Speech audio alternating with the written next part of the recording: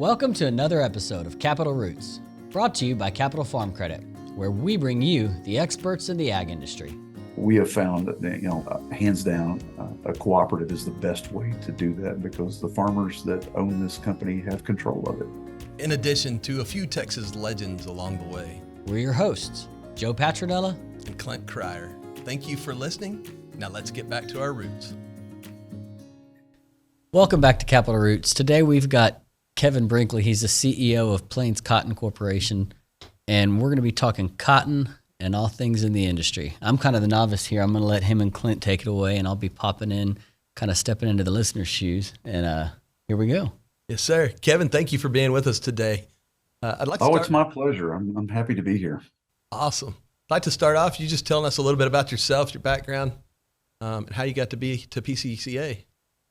Okay. Well, mine was not a straight path, and rarely is anybody's a straight path to where I am today. But I grew up in a really small town called Burnett, Texas, right outside of Austin. It's not so small anymore. But my family has roots in agriculture. My grandfather on my mom's side was a cotton farmer. And that's hard to believe because it's in the hill country of Texas. But back then they used to actually produce cotton there. And at one time, my home county had 4 one-stand cotton gins. So all that cotton was hand harvested. And when mechanization came into play, he kind of exited that business and transitioned into just straight cow-calf operator and produce. So that was the genesis of my agricultural background, if you'd like to call it that. And so that's kind of where I got my start, my roots. And from there, was really involved in FFA and 4-H in high school. And that really played a really defining role in where I'm at today, because I don't think that, if it weren't for those programs, I probably wouldn't have pursued an interest in agriculture, certainly in education or as a career. So I owe a lot to those defining moments in my life. And I went to school out here at Texas Tech in Lubbock, and have loved every minute of it, and kind of launched a career after college in cotton, and have made several stops along the way. Awesome. Joe, I've got to tell you, Kevin Brinkley and his wife, Mary, they're two of the nicest people in Lubbock County. Well, admittedly, I'm in with the 2 Raiders, and I'm an Aggie, so I don't have much to contribute from up there. But you mentioned Burnett. That's one of my favorite credit offices we have. That's a great place down there. So I know I'm at least familiar with that area of the country.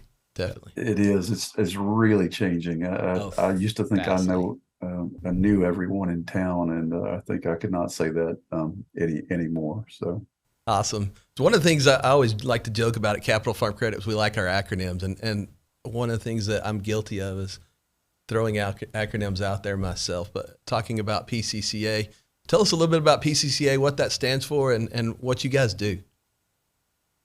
So PCCA is the short way to say Plains Cotton Cooperative Association, and it's hard to get all 4 of those words out very easily. So we mostly just use the initials. But in essence, we are a grower-owned marketing cooperative, which means that we work for the people that own us, and the people that own us are the ones that grow the crop. So we are a global marketer, but we have a very local hometown presence in Texas, Oklahoma, and Kansas. And it's a pretty simple business model.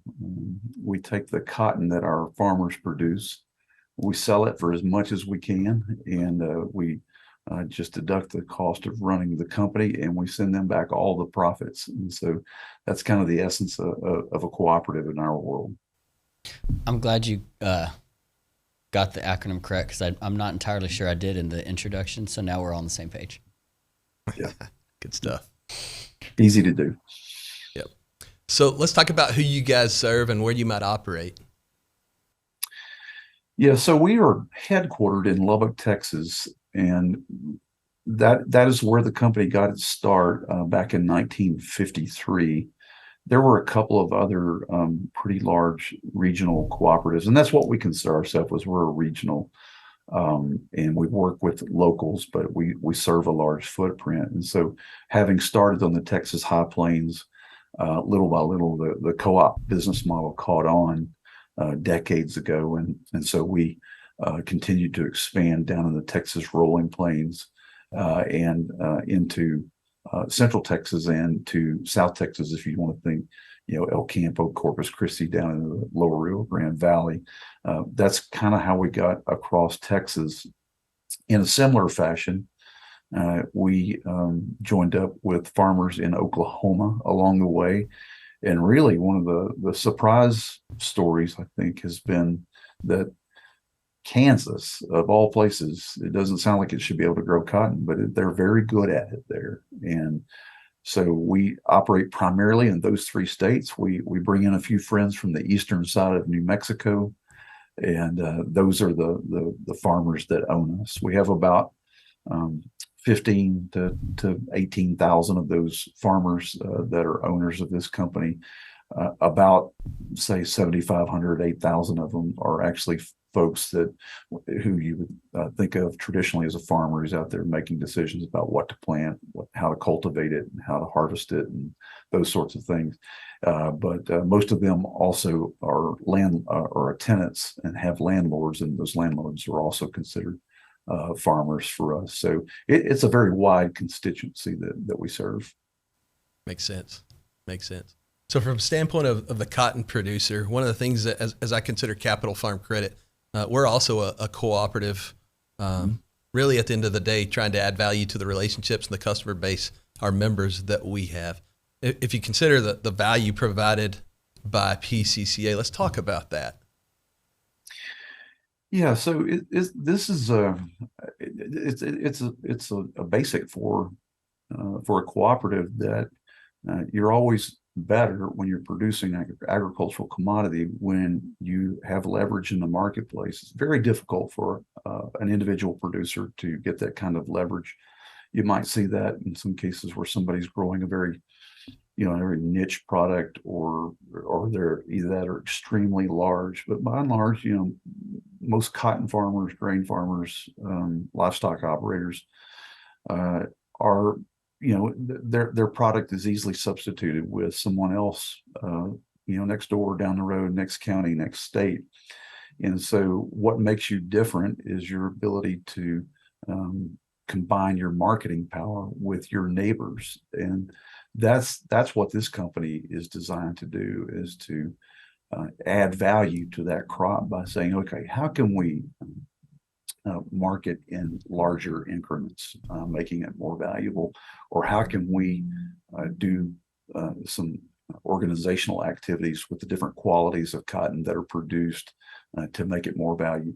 And then just over the last few years here, we really have placed a large emphasis on how can we partner up with the end users that take cotton and make it into any kind of textile that you want to think about. How can we meet their needs better and thereby increase the value of our producers' cotton? And so, our philosophy here is that if we have a successful customer, when you think of a successful customer, you think about either somebody that's buying cotton or somebody that is a textile mill or a brand and retailer that is trying to meet a consumer's needs. If they are successful, then we believe that flows back to our producers. And we have found that, hands down, a cooperative is the best way to do that, because the farmers that own this company have control of it. Yeah, there's no doubt about it. Here at Capital Farm Credit, we've got our tagline is "Together we're better," and I think that was something that definitely illustrates the cooperative principles and exactly what you're alluding to there with value provision to our membership. Yeah, it's a great message. Yep, Strength in numbers. There's no doubt. So talk a little bit about how your marketing works. I mean, if I'm a new cotton producer, let's say, how do I get affiliated with PCCA, and what does that mean? And what are the steps? How does it work? What should I expect? Sure.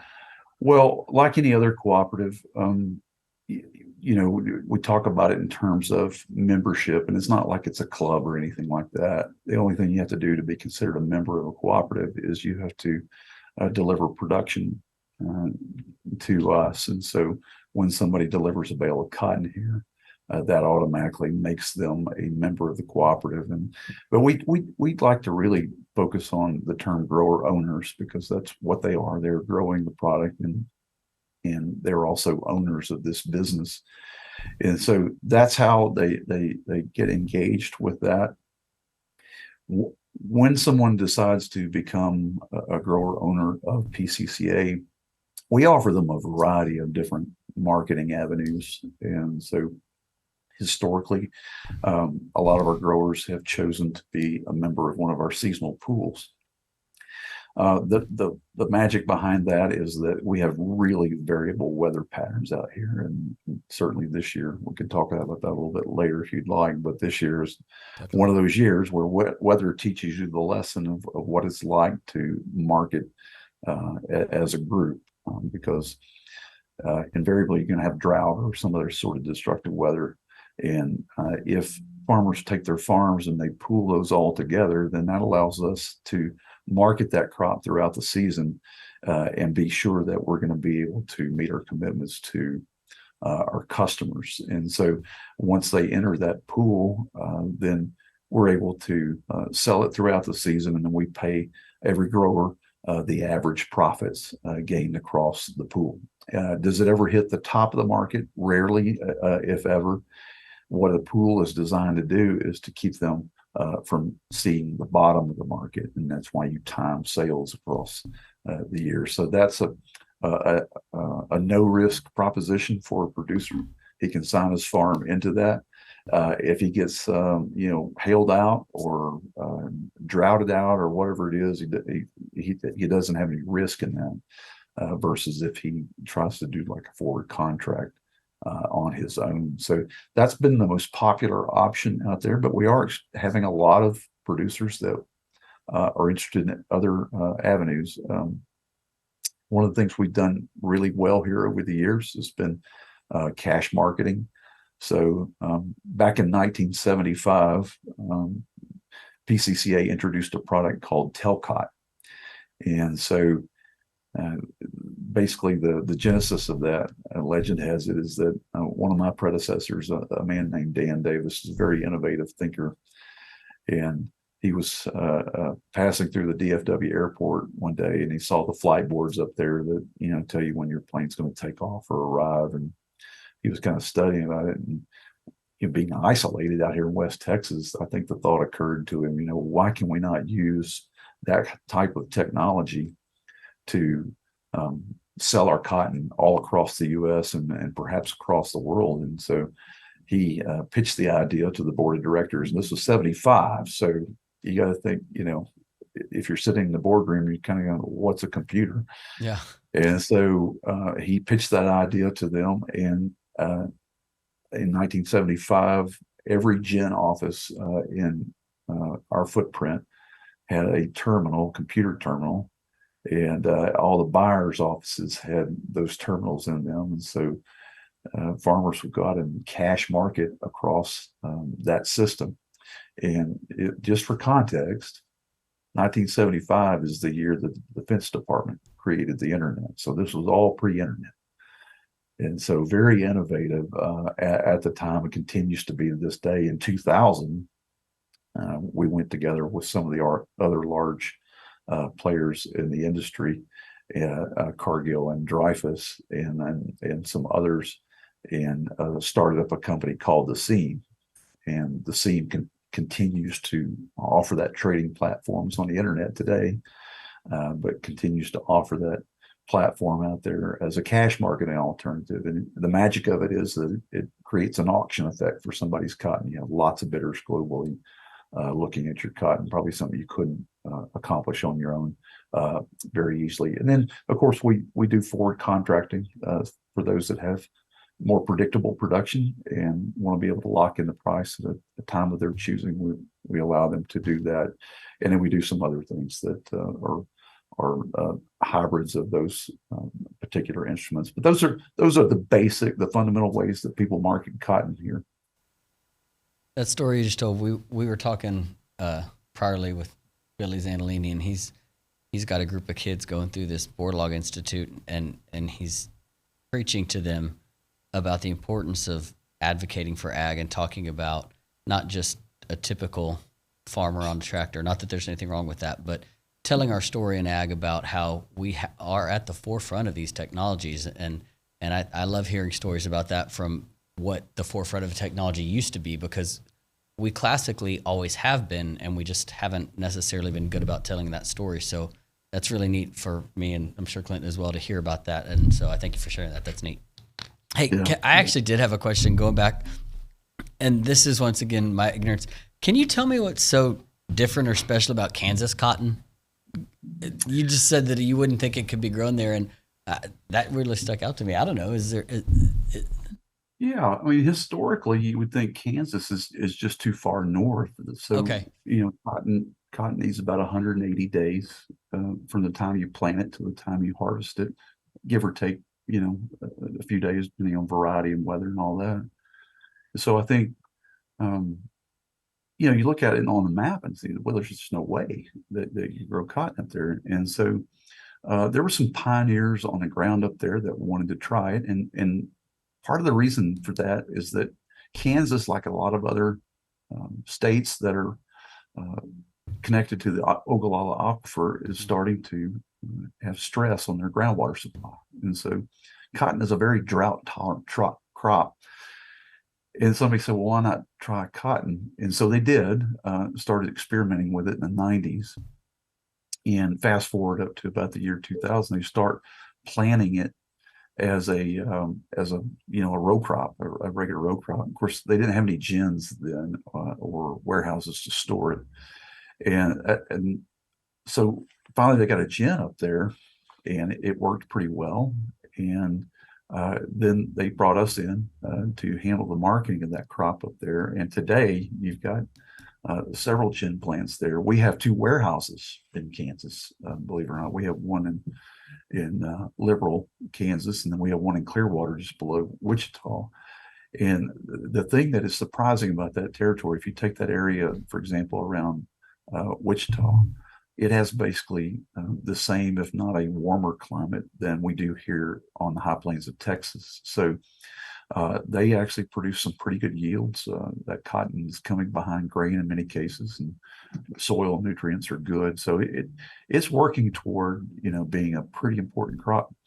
And to tell you how serious they are about it, they just recently enacted a boll weevil eradication program in Kansas, and that took getting that legislation through the Kansas Assembly and Senate and signed by the governor. And so we've made big investments there, and we think that that cotton in Kansas is there to stay. So pretty excited about it. Thank you. So speaking of the different states that you guys represent, obviously Capital Farm Credit has nearly a statewide footprint in the state of Texas. I'm curious if you could talk a little bit about cotton numbers in the U.S., and then what might be represented by PCCA, and then within those respective states that you guys represent. So if you look at the U.S., cotton year in, year out is going to be around probably 11 to 12 to 13 million acres worth of plantings every year. Here in Texas, Oklahoma, and Kansas, those numbers can vary a little bit in terms of what's planted by state. So normally, like in Kansas, you'd see a couple 100,000 acres. In Oklahoma, you might see 600,000 to 800,000 acres, and then 4+ million here in Texas. And again, going back to the water situation, that's largely what is driving the selection of cotton in the drier parts of those 3 states.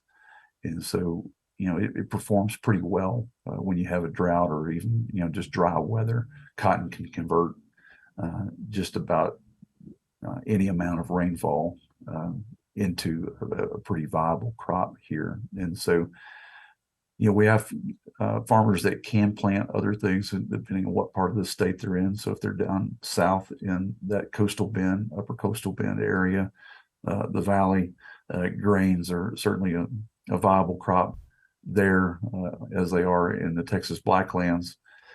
But up here on the rolling plains, high plains of Texas, you're looking at probably a combination of cotton and milo as your predominant row crops, with some specialty crops of peanuts, and then of course some people will put corn and wheat in their rotations.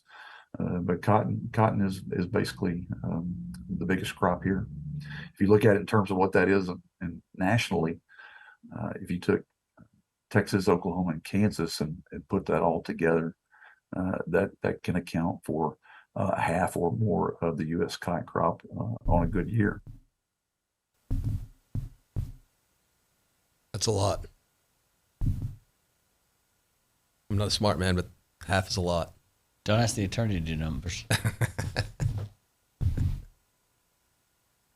So one of the things that, as we consider Capital Farm Credit, we're a cooperative, but we're 110% agriculture. One of the things that we consider important to us for our future success and viability is really, because we're 110% agriculture, is the viability of producers, and then the next generation producers, as I believe we've alluded to, the number of producers being reduced over the last several years. Let's say I'm a new cotton farmer in the state of Texas. Would you have any advice for me?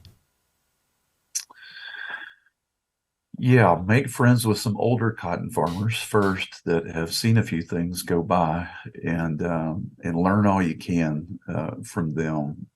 So a couple things you talked about there in terms of trends are absolutely true. One is that we are in an era of consolidation. So because of the amount of capital it takes to farm, you're going to see fewer bigger farmers. And that's also a trend that we see in the downstream part of the business, whether it's gins, warehouses, you name it, all the way to the end user. So there's a lot of effort and a lot of capital required for a young farmer to enter the business. You're going to have some choices to make about what you invest in terms of owning or renting land.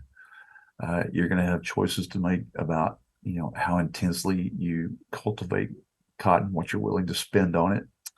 If you have irrigation, that makes that decision a little bit easier, but not always. And so it's important, I think, to learn from people that have been doing this for generations, what works and what doesn't. The flip side of that, some of our younger farmers have some great ideas. I mean, just, don't be afraid to try new things. One of the things I enjoy about my job and the vantage point that I have here is that I've been able to witness a lot of innovation, and PCCA has been able to participate in a lot of that over the years. And I think a lot of that is driven by the fact that farmers are great inventors. I love the way, if something doesn't exist, they'll go out and make one, they'll invent one. And today, you can look at farm machinery, and a lot of that has been a derivative of something that a farmer created on his operation. And so some of the younger growers are coming up with great things in terms of cultivation, pressing us on how we integrate risk management into their marketing plans for the year, doing other things that help them yield more or do it for less. And also being able to take advantage of some of the sustainability programs that brands and retailers are clamoring for, because their consumers are clamoring for it. And so, if I had to take a farmer that's entering today, a lot of them, Clint and Joe, have college educations. They're very smart, well educated. So both sides bring a lot to the table, and boy, you take a guy that's willing to learn and also willing to think out of the box. I think you've got a recipe for somebody that could be pretty successful in farming. Yep. So you mentioned managing risk. I see that as a big value. Knowing personally a lot of what PCCA provides as far as in terms of value to the cotton producer. Let's talk a little bit about that and how you see PCCA addressing, a value need of the producer with regards to risk management in the cotton business.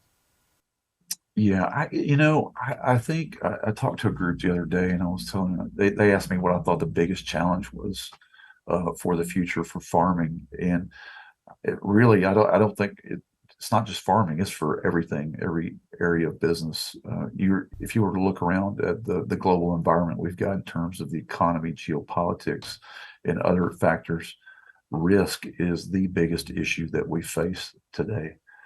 And so, whether it's finding a way to be able to insure your property or insure other forms of risk in terms of physical assets, that is getting more expensive by the day because the people that are willing to take those risks are charging more for it.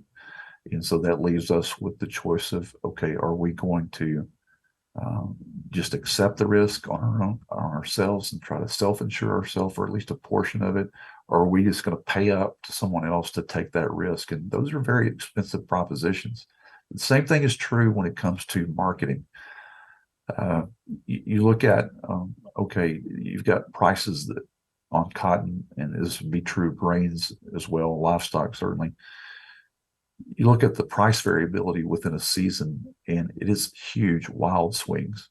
And so, just as sort of anecdotal evidence, when I was first starting out in this business back in the late 80s, early 90s, people used to be able to trade options on cotton for 2 or 3 cents a pound would get you something really good. And that's because the volatility in the market, that's about all it would bear. And you introduce electronic futures trading in 2008 to cotton, and all of a sudden you brought in all these global traders and speculators, and the volatility has just gone wild since then. And so now, for something that cost you 2 cents a pound to insure your price, 3 decades ago, you're probably looking at something that's double digits at this point.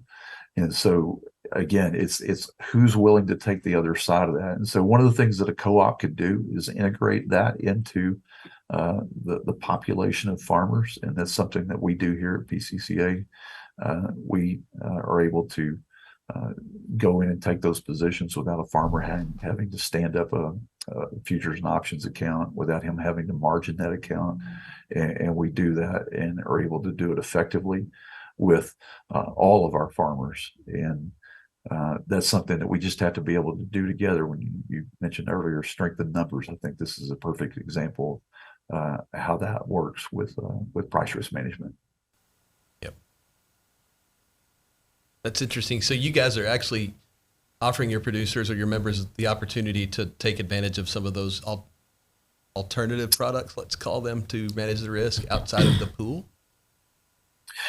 Yes. So, we allow them to, for example, if somebody wants to do something that they want to sell their cotton and leave it on call with us and set the price later, then they're able to do that.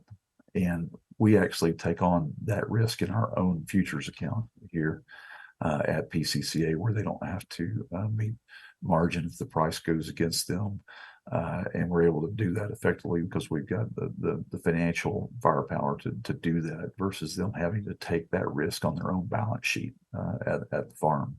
And stuff like those things are all baked into the pool as well. So the pool does hedging basically on behalf of the pool membership, and that's another way where risk management is integrated into the marketing product.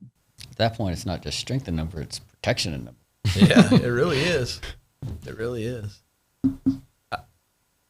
My mind tends to drift toward, the banker in me is thinking about the risk management piece of this, but the opportunity with PCCA of a cotton producer and how that might affect us as bankers, Joe. Do you have any perspective on that, Kevin? Well, I think, if you're looking at from a banker's perspective, that, predictability and the ability for the producer to pay out at the end of the season are two things that are probably on your mind. You guys that work that every day, I don't, but this is what I'm told by bankers in any of our production areas. And so, again, I think, if you're looking to say, okay, what do we have to work with here in terms of managing risk? So we have crop insurance, if you're a grower, and that crop insurance and the price that it is set at for the year is a very important part of that plan. And the other thing is, what can we do in terms of marketing? Because we have all this weather volatility, what can we do in terms of marketing to make sure that if we have, a crop problem somewhere, that we're going to keep you off the bottom of the market so that you can at least pay back your cost of production and make some money, some profit along the way. And that's the most sustainable thing you can do on a farm, is be profitable. So I think the ability to be able to do that through some of these pooled marketing options should be pretty important to a banker in terms of predictability. Makes sense. Makes perfect sense to a banker.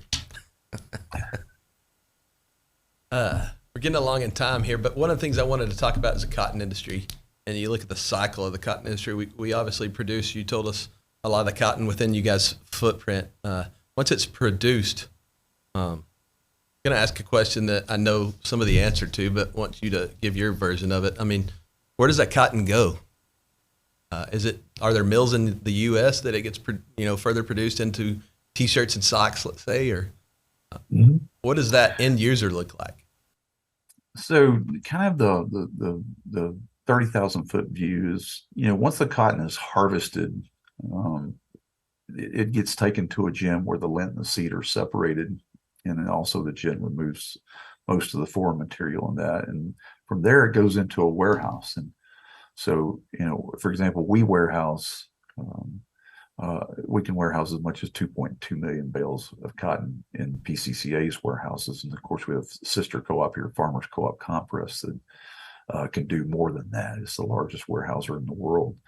And so we're able to add value by getting that cotton, the logistics on that cotton right. And that cotton is taken to,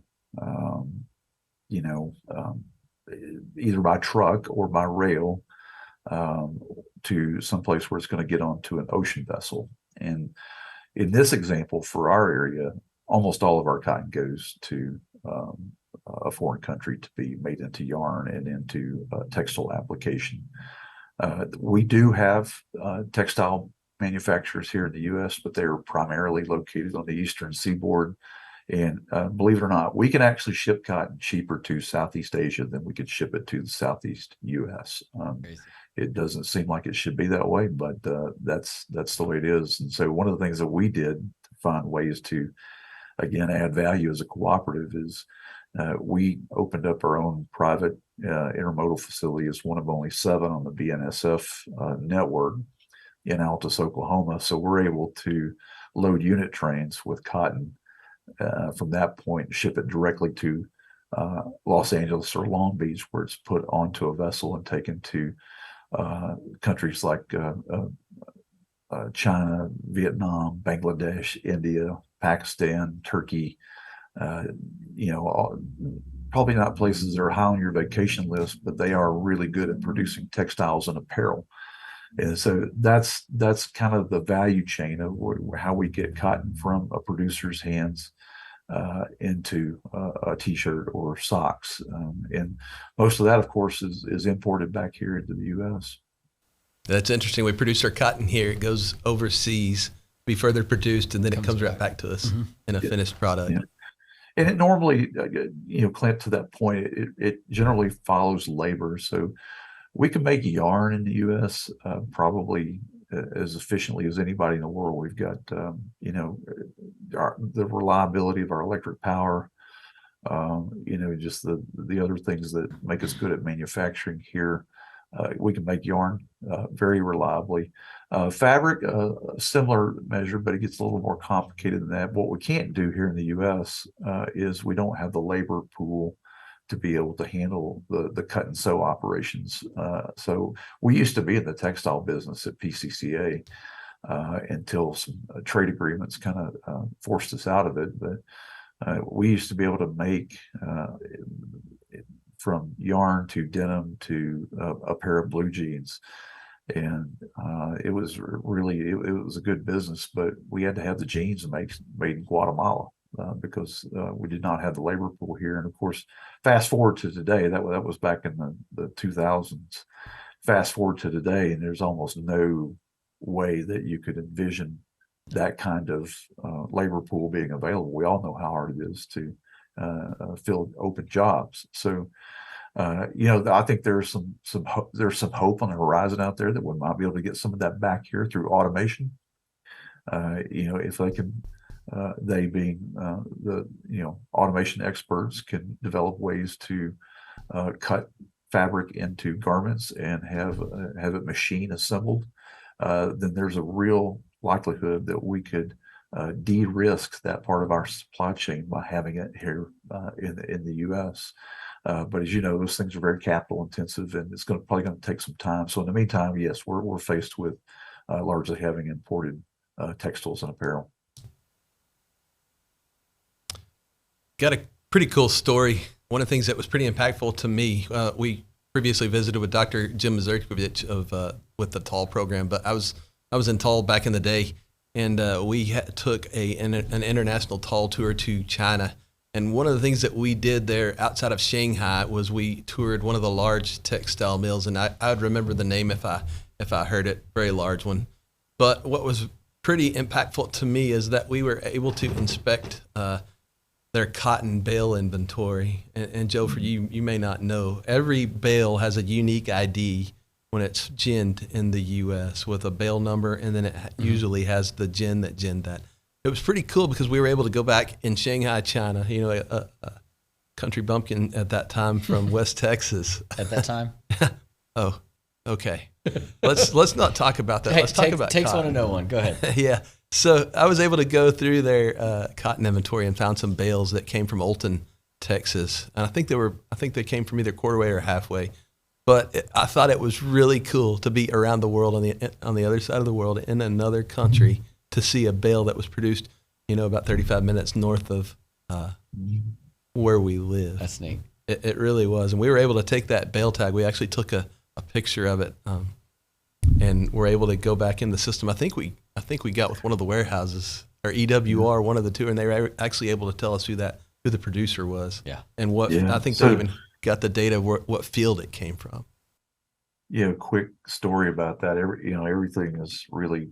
We can tie everything back to the acre with our systems that we run here at PCCA. And I've had the same experience myself in a Chinese mill, Clint, where I went in there, and there's several of our co-op gins that had cotton in that laydown that was about to be made into yarn. But the genesis of all of that, being able to make that identity occur right here at PCCA. And so I was telling you earlier about the invention of Telcot. The sister technology to that was electronic warehouse receipts. And so as Telcot went along back in the day, we used to trade cotton in it, but it had every bale of cotton, as you noticed earlier, has a unique identifier, and it had a paper receipt, a paper title to it, and it was a computer punch card. And in the 80s, when we patented Telcot, we also patented electronic warehouse receipts. And so the title to every bale of cotton gets traded, exchanged, I should say, electronically. And so that barcoded tag on that bale is tied back to the electronic warehouse receipt. And it's what allows us to track it from the field all the way through to that textile mill to the end user application and all the value that adds. And I will tell you, again, going back to this theme of innovation from farmers, I don't think that technology would exist today without the creative mind of farmers saying, how can we do this better, cheaper, and faster? And how can, most importantly, probably, how can we get paid faster? And so that system really has revolutionized the entire U.S. cotton industry, and we're really the only ones that offer it. Yeah. There's no doubt about it. so Within the ag very industry, cool. I would say that PCCA has been more technological. Here comes my country bumpkin. Technologically innovative than any other firm, really, across any commodity, I would say. And to illustrate what Kevin's really talking about, in previous life, I financed a lot of cotton warehouse receipts or cotton bills for further trade. One of the stories from one of the older bankers that I worked with would tell stories about in the days of paper warehouse receipts. So we would take those as collateral. The bank that I worked for would take those as collateral. But when they traded, we facilitated that trade. So we ensured that that merchant that was doing business with us either had their money or their warehouse receipt, if that makes sense. So he would tell me stories about buying 2 plane tickets, one for himself and one for a bag of warehouse receipts. I mean, if you think about it, we're talking about one trade sale could be, 10,000 bales. Yeah. And so those warehouse receipts it's like a title to a vehicle. If you're buying a car, they had to be. And you don't give those to the baggage handler. No. Yeah. So he bought a seat, and he would tell me about, he'd put the seatbelt on and the whole Started with your life. Pretty funny. Yeah. But that's no joke. That story is one of many that fall into that. But again, I think thanks to some very creative minds back in the 70s and 80s, we eliminated that burden on us. And again, I have to credit the co-op system for doing that. Sure. Well, as we kind of wrap this up, I'm curious if I was one of those producers that doesn't do business with PCCA, but I was either already farming cotton or considering farming cotton, or maybe even a new producer. How would I get into touch with you guys to consider some of the options that you guys provide with regards to providing value in my operation? Well, I think the first thing I would do is go to pcca.com, and you can get just a general overview there, but don't hesitate to pick up the phone and call us. That we have lots of folks here that would love to be able to talk to you about what we do and why we think it's the best way to market your cotton and get all the affiliated services that go with that. Also, talk to other farmers out there, and they're going to talk about a variety of different ways that you can market. But, one of the things that we spend a lot of time on, especially as we get new generations of farmers coming in, is educating them about how important it is to work together. Because when these co-ops were formed back in the 40s and 50s, the problems were real, and they had to either innovate or die. And the innovation was to form a cooperative, so they had the leverage to get the most out of their cotton. And so I don't think that's changed today. What has changed is the number of messages that farmers are hearing from different folks, and we could look at social media, or just email or text messages, or YouTube, or whatever it is, of people competing for their attention about different things. And we use all those things to get our message across. But the noise level is a lot higher. And so it's really important to think.